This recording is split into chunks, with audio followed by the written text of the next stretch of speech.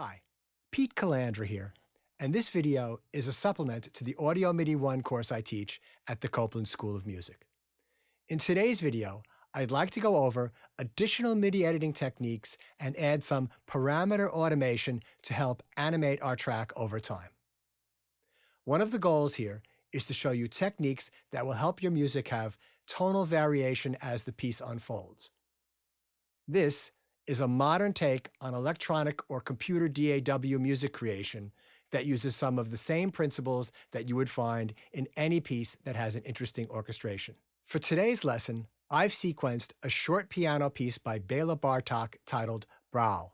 I've played the part for each hand onto a separate track and will use the material from those tracks to build out the arrangement. Let's take a listen.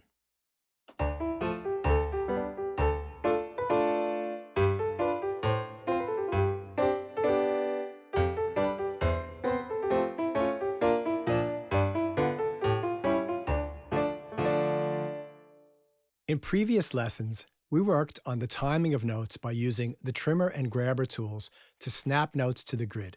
That's a great way to learn how to use those tools and to understand how the grid works, but there are other ways to change the timing of the track. If we take a quick look at the sheet music, we'll notice that the piece contains mostly eighth notes, quarter notes, with a few 16th note passages, right here and here. While new and alternative controllers are being introduced to the marketplace every year, the most common one is still a piano-based MIDI keyboard. If you're not a skilled keyboard player, being able to shape a performance after the notes are entered into the sequencer is a necessary skill. I also want to state that I don't believe all music should be gridded. It's just a skill to learn as part of understanding how a sequencer works. It's plain to see here that some notes are before the grid, like this one here, and some notes are after, like this one over here. To help me out, I'm going to switch to slip mode for the time being. The keyboard shortcut for this is F2.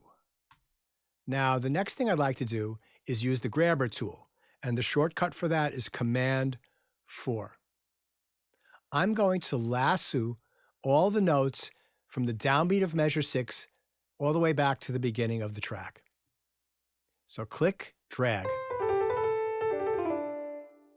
Now that all these notes are selected, I'll use the key command Option 0 to call up the Quantize window. I'll set the Quantize window to 16th notes here, and I'll hit Apply. Zooming in, we'll notice that every note starts exactly on the grid. Let me play that back. Let me solo the right hand too. That'll help us focus in on this right here.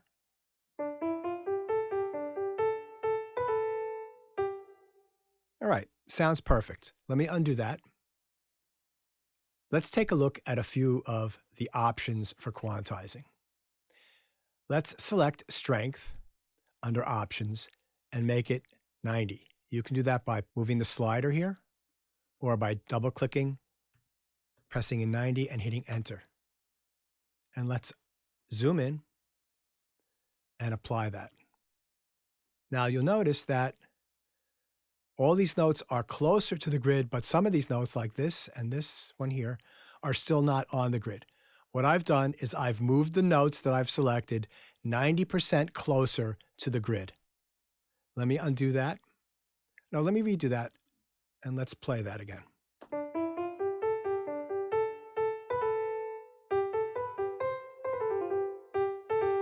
Even with something as subtle as that, I can still hear that it has a more human feel to it. So let me undo that, and let's make this 80%. Let's hit Apply. Now this one, you can see it's even less quantized, so it's only 80% as close to the grid. So let's play that.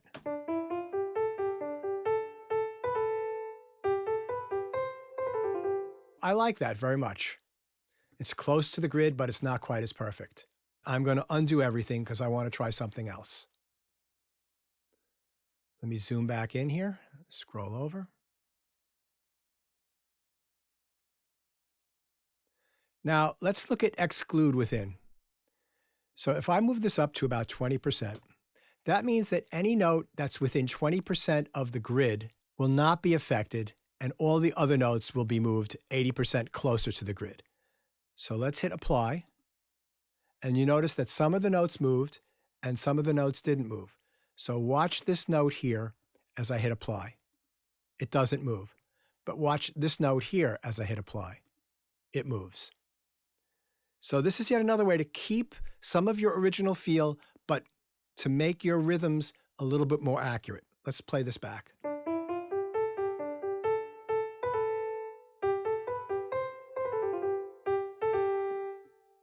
I like all that. Let's turn these off. If we look again at the sheet music, we'll notice that at measure 6, beat 2, we have a 16th note quintuplet. For those of you that don't understand notation, there are usually 4 16th notes for every quarter note beat. In this instance, there are 5 16th notes in the same amount of time. So 5 16th notes in a quarter note beat. That's very easy to work on in any DAW. Let's select this and zoom in. Let's get our quantize window up. And we'll go right here, 16th note.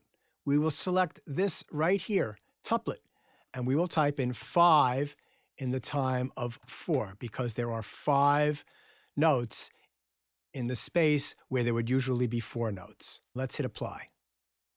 And now we've got a perfectly timed 16th note quintuplet. Now that's nice, but we can add our strength, right, so that it's not so perfect. And that's great. Now, another thing you can do with quantizing is change the feel. Let's undo that. And let's take a look at this thing here called offset grid by. And let's add 30 ticks. Now, what that will do, we'll quantize this area and move everything 30 ticks to the right or 30 ticks later. Notice how the entire selection is now quantized to a 16th note quintuplet and that they all start 30 ticks later. This changes the feel of the section and gives you a better impression of the notes leading towards the downbeat of the next measure. Let's listen to that.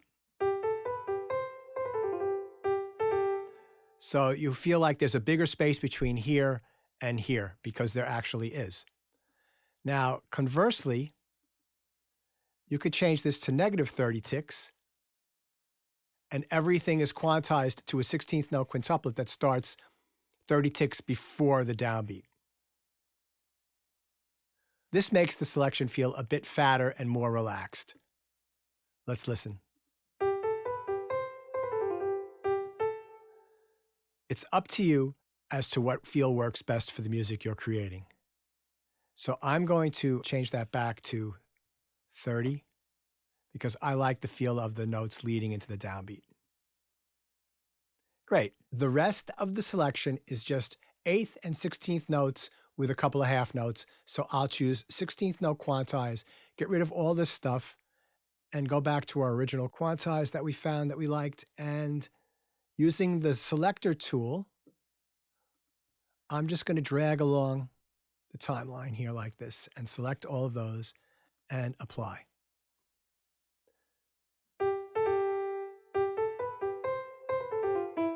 And again, I'm going to take this and I'm going to offset that grid by 30 ticks so that it does a similar feel as this bit here.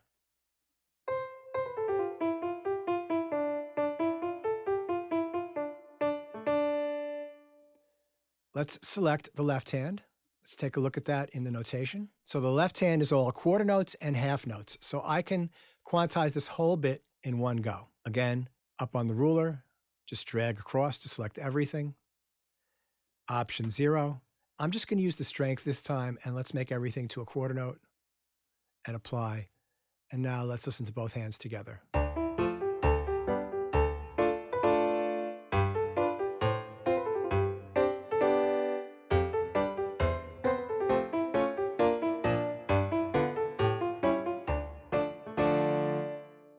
That works, but the next thing I want to do is I want to look at note duration and voicing. What happens if I make the 16th notes in the right hand be more legato, and how quickly can I do that? Let's look again at the right hand, and we'll look right here and we'll select these and we'll zoom in.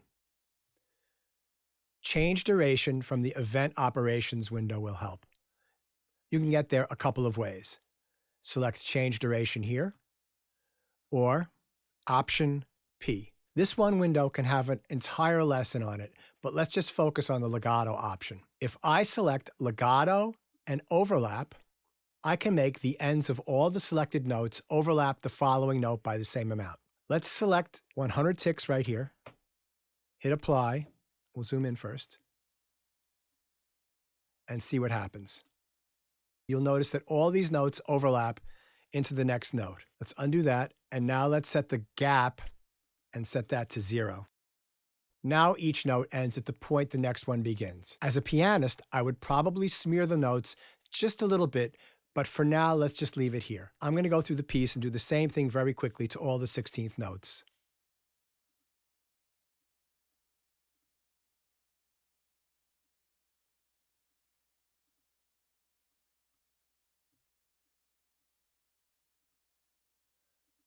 Notice that I only select the notes whose duration I want to change. I do not select the last note of the passage. I leave that one alone. In the left hand, I want to make the bass notes just a little bit longer so that I can hear the line that they're playing against the melody. The way I'm going to do this is click and drag along the keyboard that's on the left-hand side of the MIDI editor from just below the lowest pitch until I see all of the bass notes highlighted. So I'm over here, click.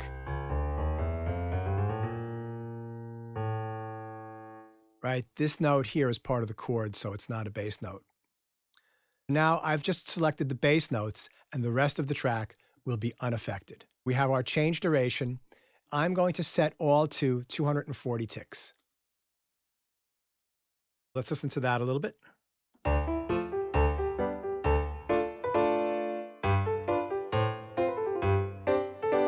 Now, the left hand's a little loud, so what's great is that they're all selected, so I can click on any of the velocity tabs here and just drag them down. And they'll all come down the same amount.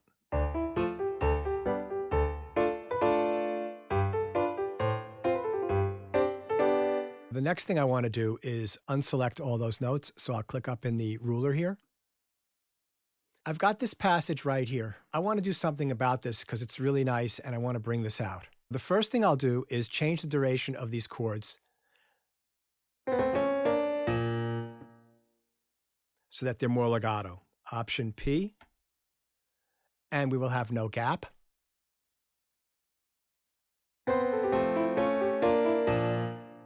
So they're all too loud. So let's just lasso all those and bring the velocity down. And what I'd like to do here is to use the pencil tool and even all these out.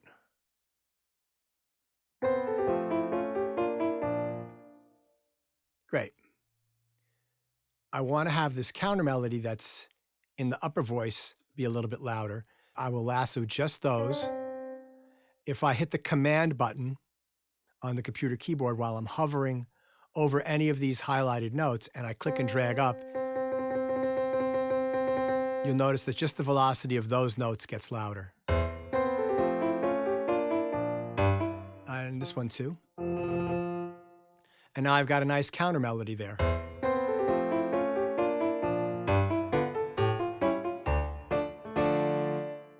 Let's play the entire piece. Yeah, so those bass notes are still too loud. So let's just fix those really quickly.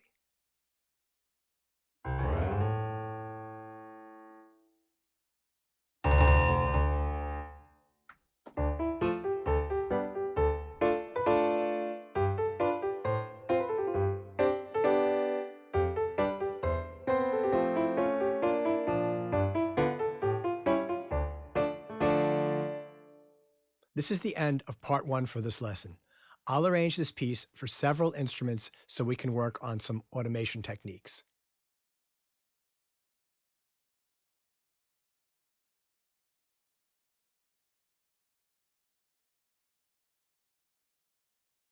Okay, we're back with part 2 of this lesson. What we have here is a very quick arrangement of this piece for 9 instruments. I changed the octave in a few spots to emphasize the content and also added some percussion. This was all done in Expand 2, which comes with Pro Tools, but these principles we're about to discuss can be used on any software instrument. You would just have to become familiar with what CC number parameters are routed to. MIDI CC is shorthand for MIDI control change, or, as it is more commonly used today, continuous controller. In MIDI terms, a continuous controller is a MIDI message capable of transmitting a range of values over time, usually 0 to 127. What this means for us is that we can change the parameters of a sound over time and affect timbre, vibrato, volume, and any other parameter that has been set up for this function. Let's take a listen to this piece now.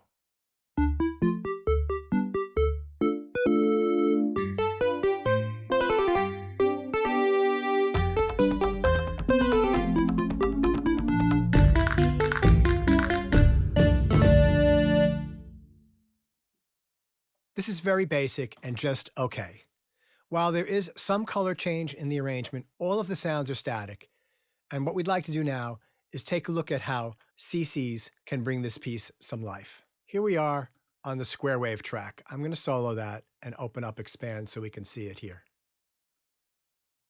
Taking a look at the GUI of Expand, towards the top there is a row entitled Smart Knobs. And to the left of that, A, B, C, D, and Easy. Easy refers to the global parameters for the entire patch. In this one, we have attack, decay, release, cutoff, envelope depth, and fine tune. If you look below that area, there are 4 slots titled A, B, C, and D that you can load individual sounds into to create more complex aggregate sound. For now, let's just focus on slot A, as there is our mono square wave. For now, let's just focus on slot A, as that is where our mono square wave is. Let's take a listen to what that sounds like.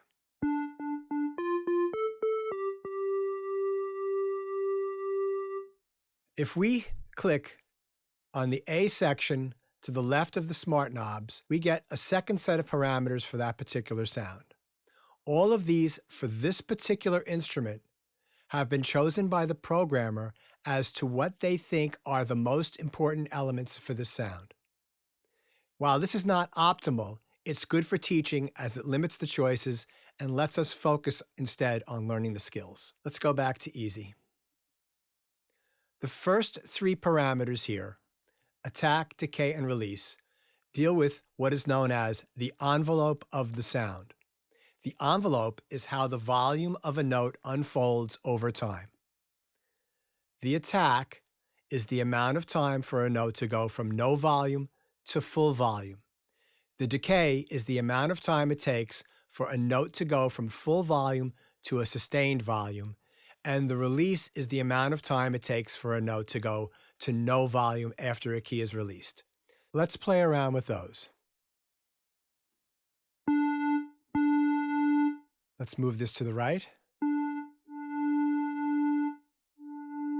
And we see the sound fades in.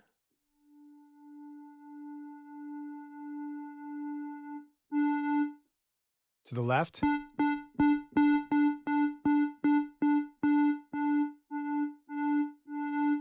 Let's play around with decay.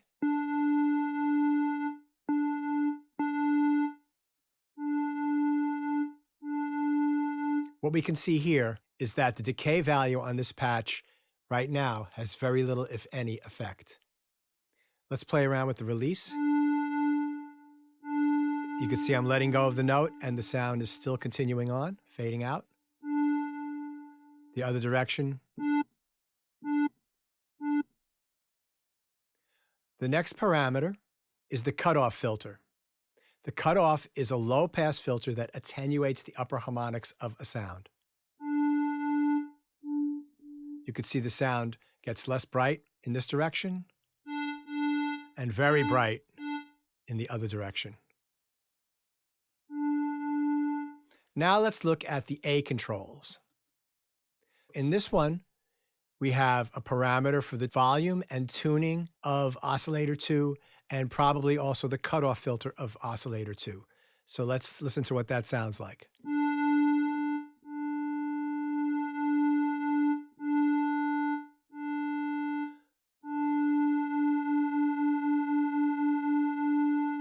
See how that affects the sound?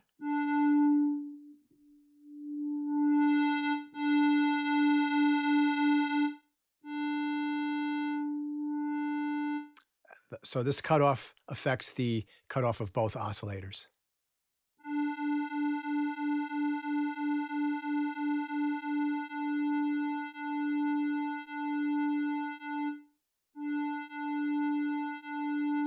Let me load the original sound back in, and let's go back to easy. If I right-click on the cutoff filter, a new menu shows up.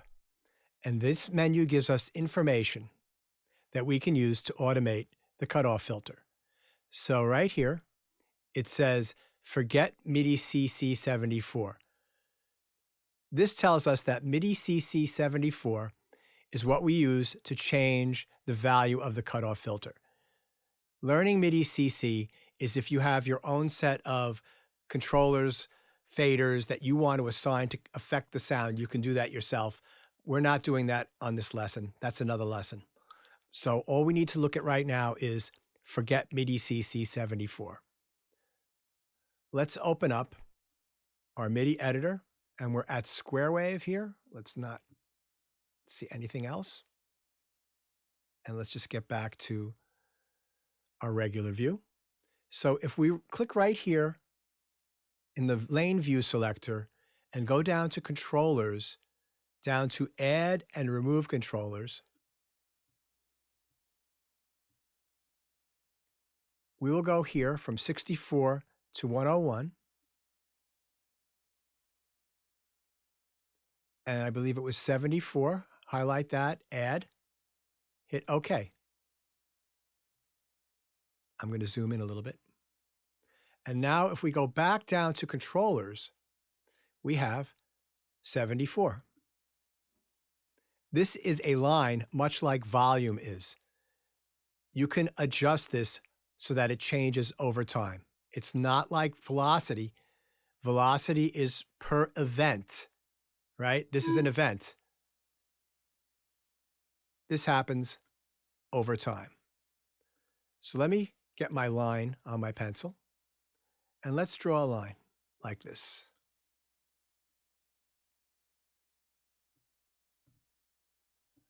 Let me move this so that I can see all my notes and everything. Whoops. And let's play this from the beginning. Right?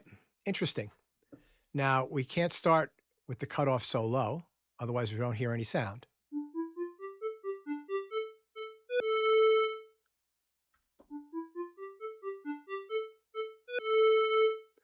And we can do something like this at the end.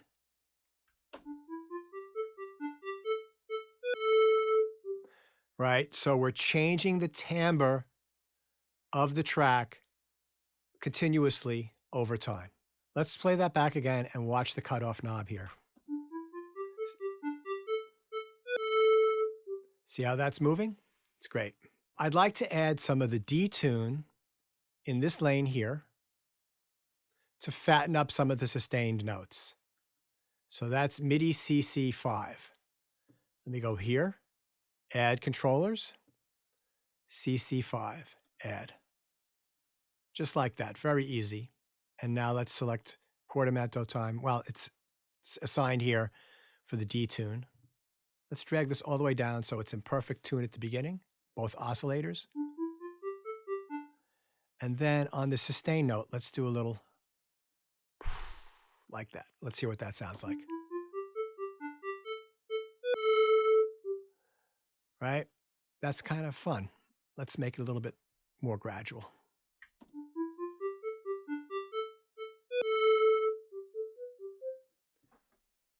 This type of detailing adds the same type of dynamic animation that any great instrumentalist would do naturally, and this is a great way to bring life to a sequence.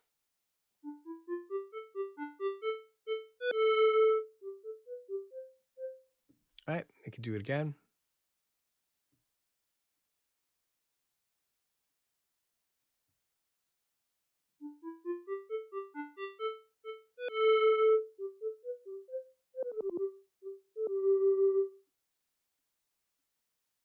And let's go back to our cutoff.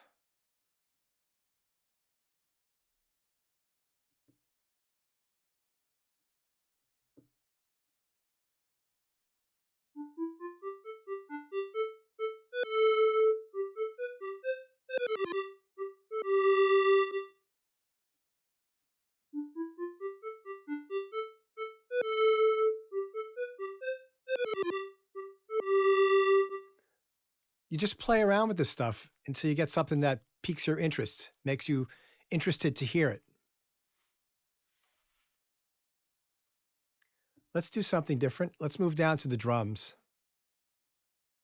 Move down to the tabla track, which is a drum loop. And let's solo that.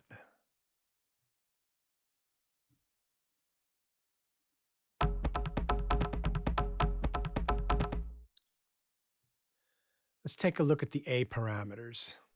We have cutoff, and then to the right of that, we have resonance. Resonance emphasizes the frequencies at the cutoff point. Let's see how that works. Let me play that. Turn the cutoff. I'll turn the cutoff down. And then I'll turn the resonance up.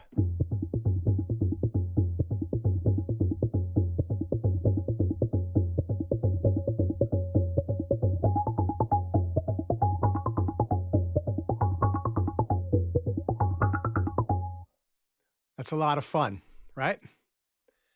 Okay, so cutoff is MIDI 18 and resonance is MIDI CC 19.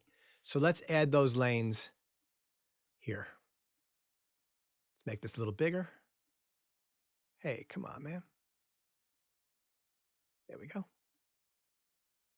You can add more than one controller at a time, right? 18, add, 19, add. Great. And let's add these two. So let's do the first one is 18. And now if we click this plus here, we will add another lane. And let's make that 19. Okay, let's play around. Let's see what we'll do.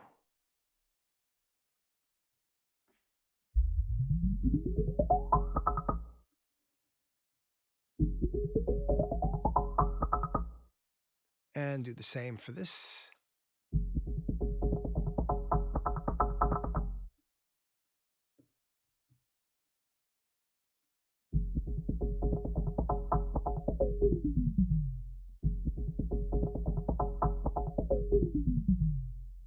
Right.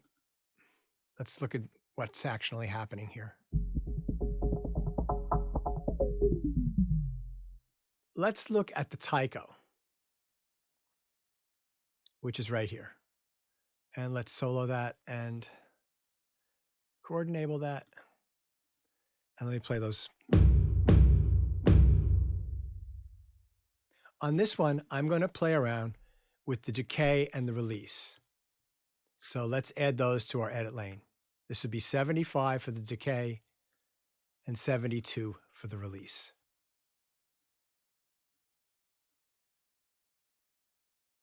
Add controllers. So click here. 72 add. And 75 add. Great. And let's add them here. So I'm going to add 75 first. And then plus.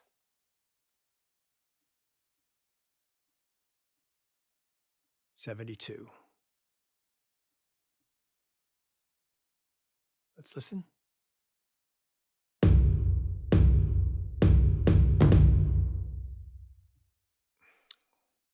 Okay, this should be the attack. Let's see what happens. That's the decay. Okay.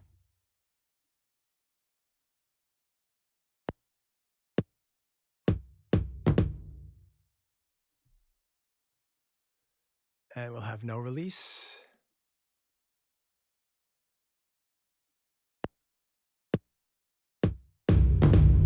A little too much. Right?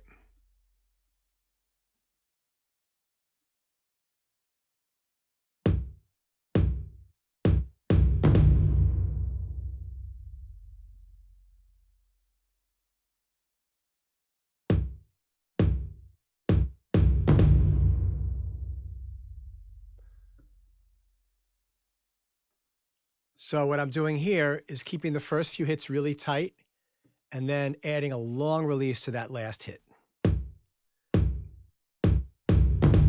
because that's the end of the piece.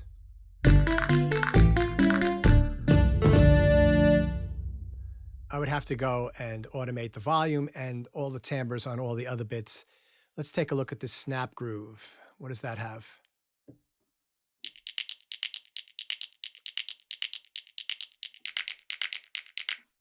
This one, I think I'm going to just transpose up an octave and leave those parameters the same.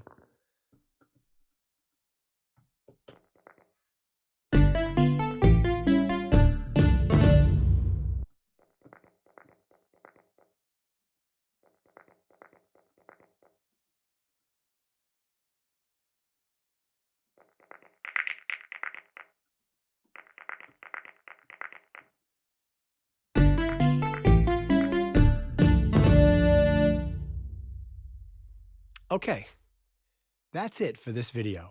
I hope this helps you in your work. While we just looked at automating a few tracks here, you can easily go through the entire piece and automate parameters of each sound, and this will help bring your arrangement to life.